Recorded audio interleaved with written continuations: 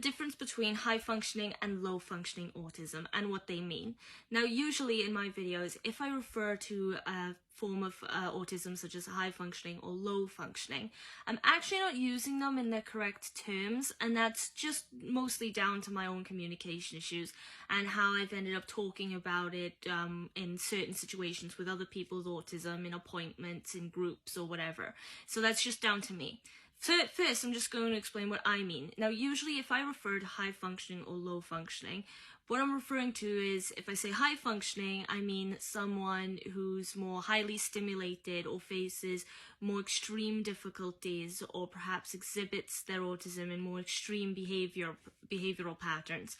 And if I'm referring to low functioning, I'm referring to someone like myself, who is perhaps in some cases has like a milder form of symptoms, or perhaps has more ability to think independently about my own methods to overcome certain struggles, or to learn from the society around me and mask better, that kind of thing. Now that's just me, and the only reason why I refer to it as such, which is like I said, technically incorrect, is just because when I'm talking to other people, a lot of the time, especially when it comes to people who don't understand autism all that well, they make the mistake first of what is high functioning and what is low functioning, and believe low functioning just means you're lower on the spectrum, so you don't need as much support, and high functioning means it tends to be conveyed more obviously in your behavior, and it's that simple really. But I just wanted to say right now that actually the correct use of those terms is, if someone has high functioning autism, it's the other way around of what I've been using it as.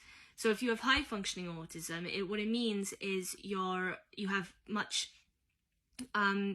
have a above an average or above average form of intelligence, and perhaps your symptoms are milder. You are able to think more independently, you're able to perhaps be more independent in general, or you require a little less support for certain issues. You still have the same issues, you know, there's still like problems with certain tasks, problems with breaking habits, problems with communication, avoiding eye contact and things like that. All those issues are still there. They're just not presented as severely, and you are able to overcome them a little easier perhaps than someone with what is correctly referred to as low functioning autism.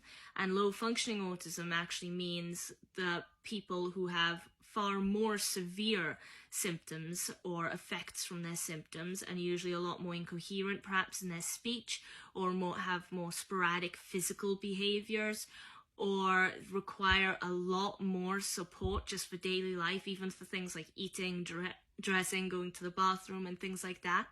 Now, I just wanted to clear that up in this video, that yes, the correct use of those terms is that way around, not the way I've been using it. And I just wanted to make it clear, because I may accidentally refer to high functioning and low functioning in the incorrect terms again in future videos, just because that's the way I've gotten used to using them, and I know people who use them that way as well. And I also just want to say that whether you have high functioning or low functioning autism, that doesn't come hand in hand with your diagnosis. That isn't an official diagnosis of where you lie on the spectrum. That is just how they refer to how it's sort of portrayed in your physicalities or in you as a person in your day-to-day life.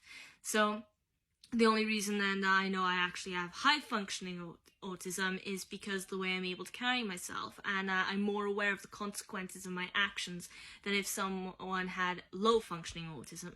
Like most of my brothers, we all have high functioning, but one of us has a sort of lower functioning form, just because he's a little more unaware. It takes longer for him to learn things, it takes longer for him to mature in certain situations, certain areas, and that's just what I wanted to clear up. So if you liked the video, please leave a like and follow me on TikTok. Otherwise, any comments you have, put them in the comment section. Questions or requests for future videos, more than welcome. Any thoughts and opinions, what I've said, anything you want to add, also put in the comments.